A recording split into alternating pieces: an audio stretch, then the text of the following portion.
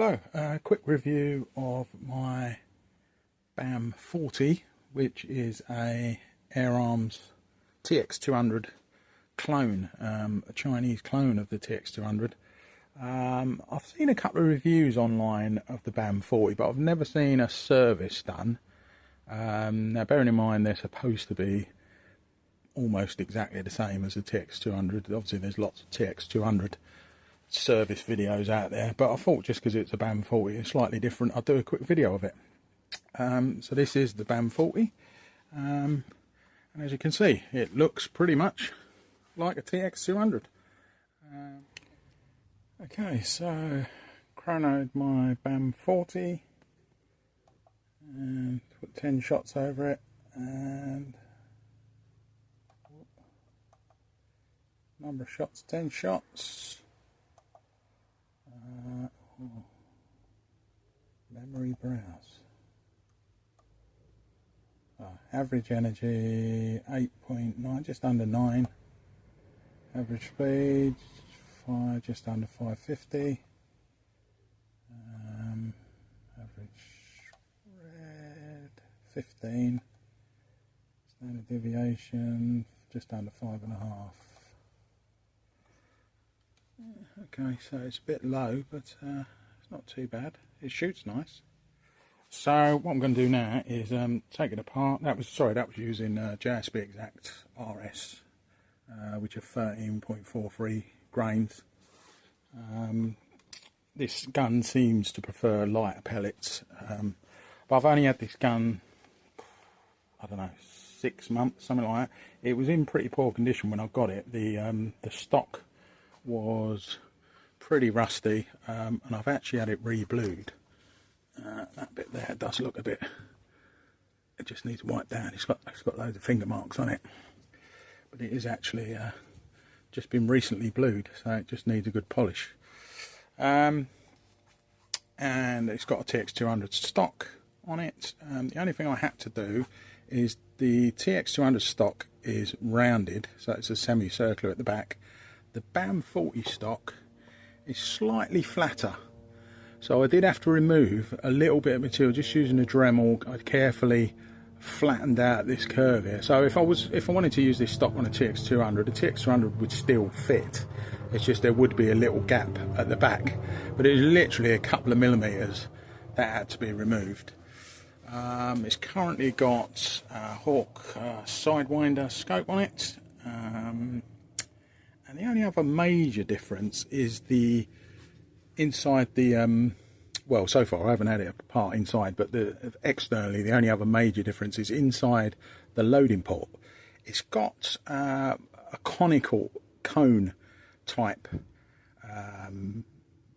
pellet where you insert the pellet, the breech, a bit like a Bam40, and I think some of the Dianas, whereas a normal TX200 doesn't have a conical cone pellet breech.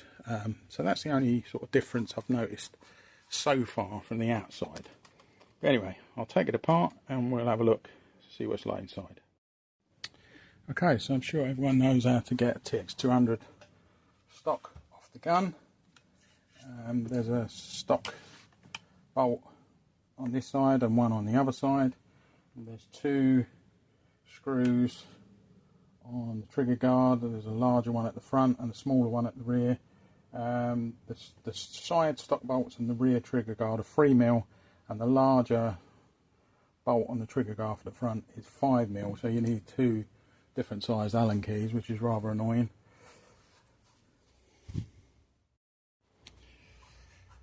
Okay, so we slide the stock out the action. Put the stock to one side, and we now have the action out of the stock. As you can see, it looks externally, it looks pretty much the same. It's got the same type of bolt arrangement holding the trigger block, compressing the compression tube. Trigger looks reasonably the same as a TX200. I'm not an expert on TX200s, but it looks reasonably okay. the cocking arm, you've got the same sort of cocking shoe. You've got the same arrangement here where there's a circlip on the pin that holds the cocking lever to the cocking arm, which I'll be removing in a bit. Yep, there's only one circlip on one side, and I have got myself some spare circlips just in case. So let's start taking it apart. Okay, so I've undone the bolt which releases the trigger unit. There's not a lot of, you can see that there. Let's get it. Not a lot of tension on the spring there, so it was pretty easy to just push down on the action while loosening off this bolt.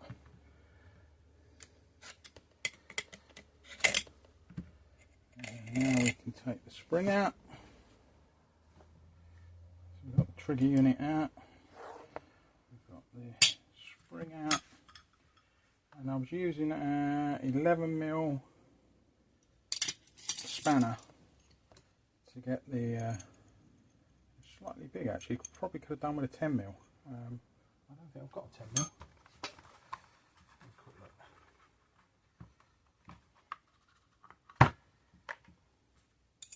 Oh yeah, I've got a 10mm. Yeah, so 10mm would have been a better fit.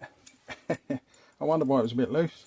Yeah, so 10mm spanner to get the nut out for releasing the trigger block.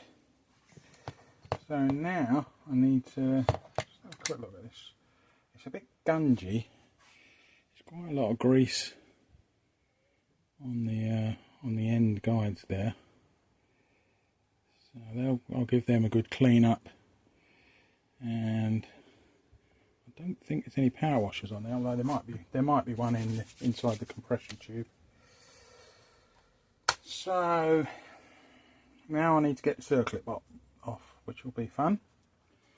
So I'm going to do that off camera, just in case it pings across the workshop and I have to.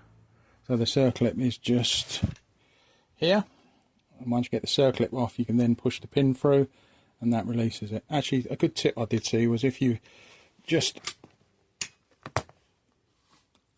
pull the underlever down, that releases the tension. When that's fully up, the pin's under tension, so actually if you release that, it releases the tension on the pin. It should make it easier for it to come out, but we'll see. Anyway, let me just get that out. Okay, success. So I did get the little circlip out. I didn't lose it, and I haven't broken it. So result, break the lever. To get it out, so as soon as I broke the lever, the pin has actually dropped out. So obviously once you break the lever, it takes all the tension off and it's just dropped out. As you can see, there's a little groove at the end there, which is where the circlip sits when you poke it through. That can go in there. And I used a very small electrical screwdriver. So as you push it, it wants to turn round, so you end up just pushing it round in a circle.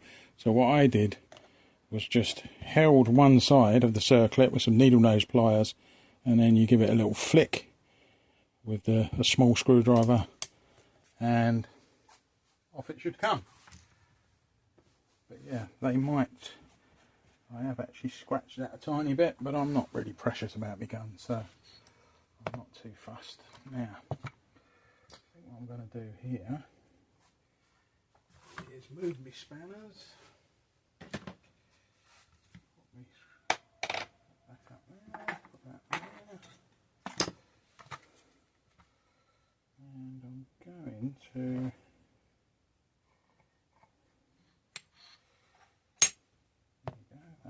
out.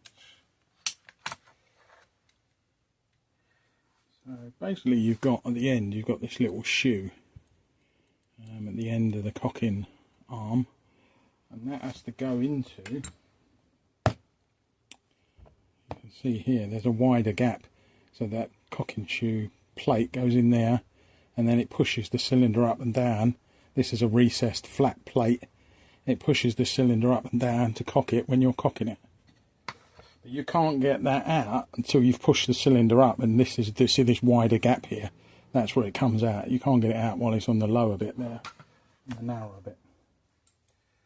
So we've got the cocking arm, we've got the shoe. Another thing people do is they look to see whether that's really worn or not. It doesn't look too bad. Again, it's got a fair bit of grease on it. But actually, it don't look too bad to my eye. I mean, again, I'm no expert, but it all looks in reasonable condition. This feels really chunky. So yeah, we've got the cocking shoe, we've got the cocking arm. So now we should be able to get the compression tube out. And obviously, when you put the compression tube back in, you need to, if the tube is rotated, you want this flat bit to be at the top to accept the little cocking shoe on the cocking arm. So if you've turned it round slightly, I'm trying to turn it now, but it won't. It will. If I show you that, if you've got it like that, obviously there's nowhere for the cocking shoe to be inserted. So you want it to be like that, not like that. That out. Now what I'm going to do is I'm going to degrease inside the compression tube for the action, and I'm going to degrease this. So that's got, yeah, there's a, there, look, is there a power washer in there? Let's have a look.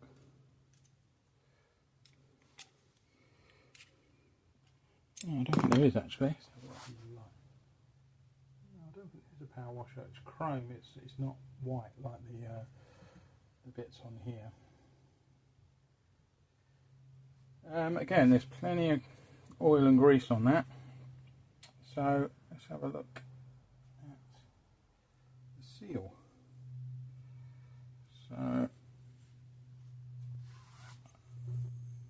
for anyone that knows, this bit looks different to a TX, because this looks like it's a bit of machine. This is actually part of the cylinder, and it looks like it's machined, but it's got these sort of dowel ring guides which are ever so slightly raised so that you don't get metal on metal contact. It's got a green seal on here, which, look, it's got a slight nick in it, tiny little nick there. Well, it's on the side, it's not on the, it's not split, it hasn't got a hole. Generally that looks in pretty good condition, to be honest with you, and it all looks, the cylinder looks good. So again, I'm going to give these a good clean, degrease. I generally use brake or carburetor cleaner, spray it on, and again I'm going to clean inside the you see that? Probably not, but yeah, I'm pretty certain there isn't a power washer in there. So to be honest with you, it looks in really good condition, and there isn't tons and tons of grease and oil. There's a fairly light coating on everything. I might put a bit less on. I'm up from sort of Tim Bum Tuning's school of fettling, where I just put the bare minimum on. But yeah, anyway, so I'm going to clean these all up, and then we'll put everything back together again. So just continuing on with the cleaning, I've already cleaned the outside of the compression tube. I haven't cleaned the inside yet, but I will. I've cleaned the spring and taken the spring guide out. There is actually one little power washer on the end of the spring guide.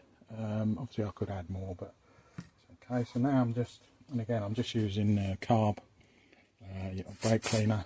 And basically just give everything a spray, and then give everything a wipe over to degrease it, get off any excess oil, grease, whoa, whatever's on there. And then we will re-grease and put everything back together. Everything looks in really good condition. I don't know if these are actual Bam40 Chinese copy parts or if they're genuine TX200 parts. I mean, like I say, this bit of the compression tube definitely looks like it's sort of grooved, machined, which I don't think on my Pro Sport it certainly doesn't look like that, which as far as I'm aware is pretty similar to the TX200.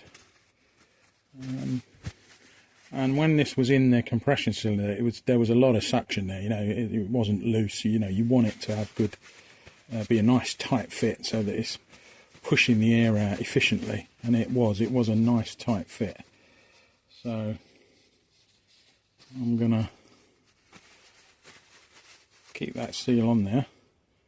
Yeah, it all looks okay so far. I might give this, there's a couple of tiny little scratches. They're not even scratches, I don't know if they're my finger marks because I've got grease on my fingers, but I might just give this a very fine, with some emery cloth, wipe down. And like I say, I've got to clean inside the compression tube, because every time you take that out, it's dragging all the oil and grease when you take the cylinder out of the compression tube. So you want to give it a clean. I can see bits of oil and muck in there, so I'll give that a nice good clean out. So we'll carry on with the cleaning.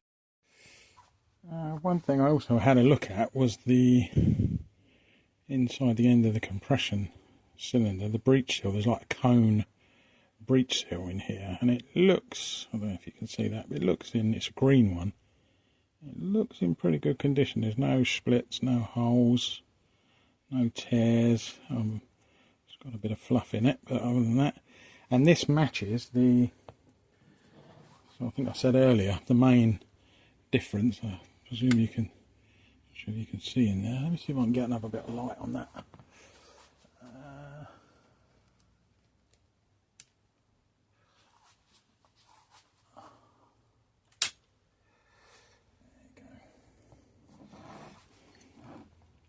Yeah, so in here there's a conical breech, and so that's, you know, sort of cone shaped, and then you've got a matching cone shaped breech seal in there, but it looks in good condition. The conical cone in the breech looks in good condition. Everything looks in good condition, so yeah, I'm quite happy with it at the moment. So I'm just going to spray the inside of the compression tube, and then what you want is get something thin in there. You can use paper towel or cloth or whatever. And you just want to clean the inside of that. Keep turning it as you go. So you're trying to degrease and get any muck out as you go. That looks pretty clean. A bit of it came out the bottom there. So we're pretty much, everything's pretty much clean now. So we're getting there. Okay, everything is now cleaned. I've cleaned the trigger block, I've cleaned inside the tube, I've cleaned any moving parts like the pivot here, cleaned the spring and the guides, I've cleaned the compression tube and the cylinder. So everything's clean. Now what I'm going to do is just lubricate everything with a bit of tin bum slide. Basically anything that's got metal to metal contact. So this cocking arm, just where it slides up and down and pivots, is going to have a bit.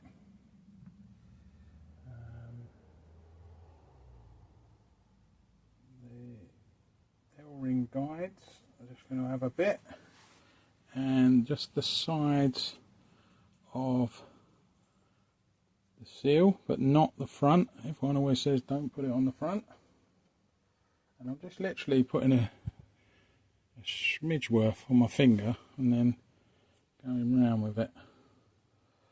So you're almost wiping it on and then wiping it off, because this is very high molybdenum content grease apparently. So that can go in there. It's a nice tight fit. The spring, when I've seen Tim Bum do this, he just literally gets gets it on his hand and just goes round with it. So you just want a very light coating again.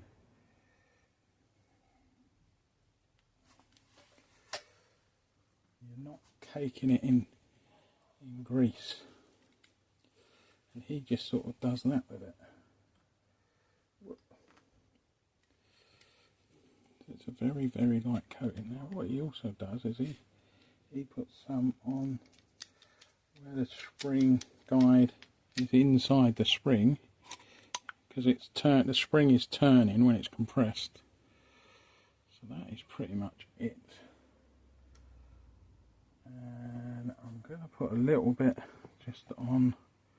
I'm now covered in grease. Just where the pivot goes. Now I'm going to wash my hands and then we'll assemble. Okay, so ready to reassemble. So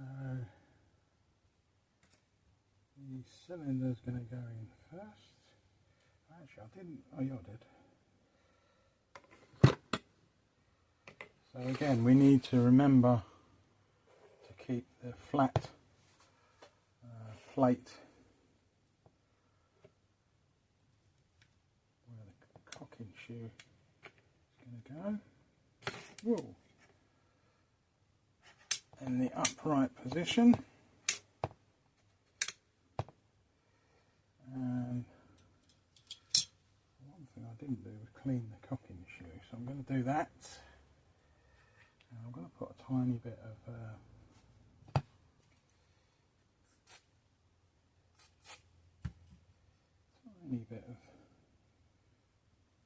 molybdenum on that.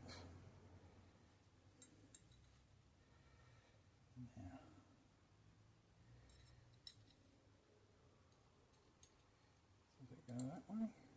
Yeah, it goes that way.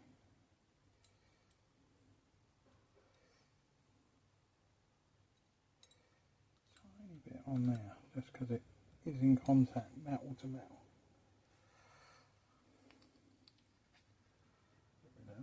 Get rid of that.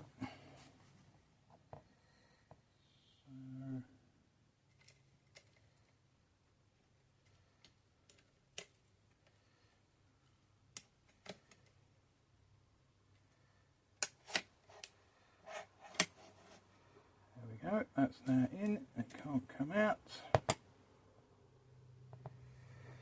Now we need to put the pin back in.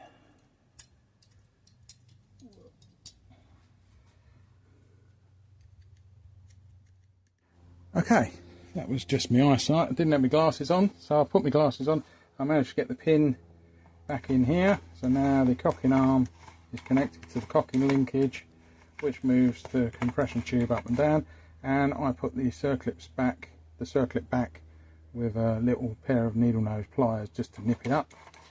So that bit's now done. Now we need to put the spring in.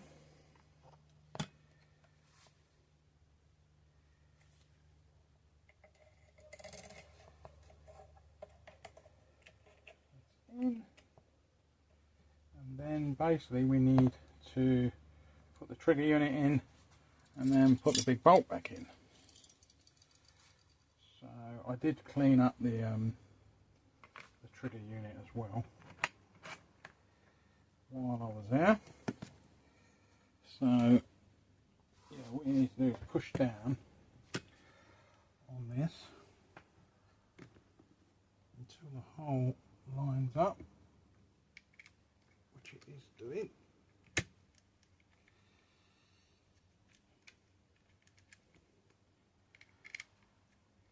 Come on.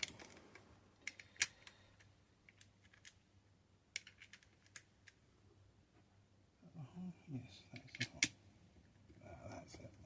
That's it. Get a few threads done up, keep the pressure on it, and once you've got through, you know, a good few threads done up, obviously the bolt is taking the pressure. Now I can nip that back up.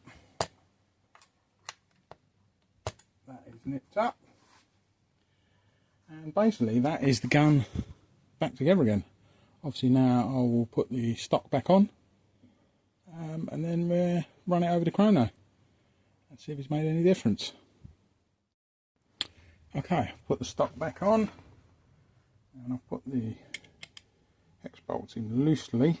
I'm now just going to go around and tighten them up. So you've got the two at the front of the stock, the one at the rear of the trigger guard, which is a 3mm, and I just do them up sort of finger tight and then a little quarter turn. You don't want to overdo it, end up splitting the wood in the stock or anything. And then you've got the large one at the front of the trigger guard, which is a 5mm. So again, do it up tight and then a little quarter turn. That's it. And that one is a quarter turn.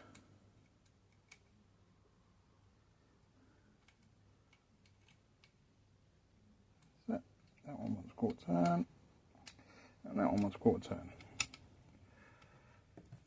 And that is it.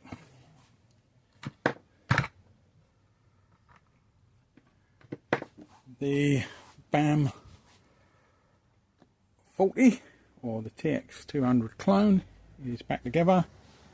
It's had a quick fettle, a clean, taken everything apart, degreased and re-greased everything.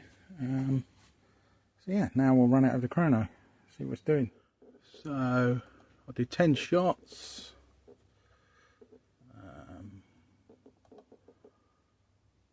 It's averaging just over 10 foot-pounds. Average speed is just under 582. Standard deviation 13. Sorry, standard speed deviation is 13. Power. Okay, so what do I think of the Bam40? I used to own a TX200 and I always regret selling it. So when this came up and I read up on them, it seemed like a good buy, and they're quite rare because apparently because they were such a close copy to the TX, I think that Air Arms took, or someone took some sort of legal action, and they were only for sale in the UK for a year, maybe 2 years, and then they had to stop selling them. They did bring out, I think it was a Bam41 later on, which is a sort of not quite as an exact copy of a TX200. They changed the parts slightly, so presumably that's why you can still get them now, the Bam41s, because they're not an exact copy.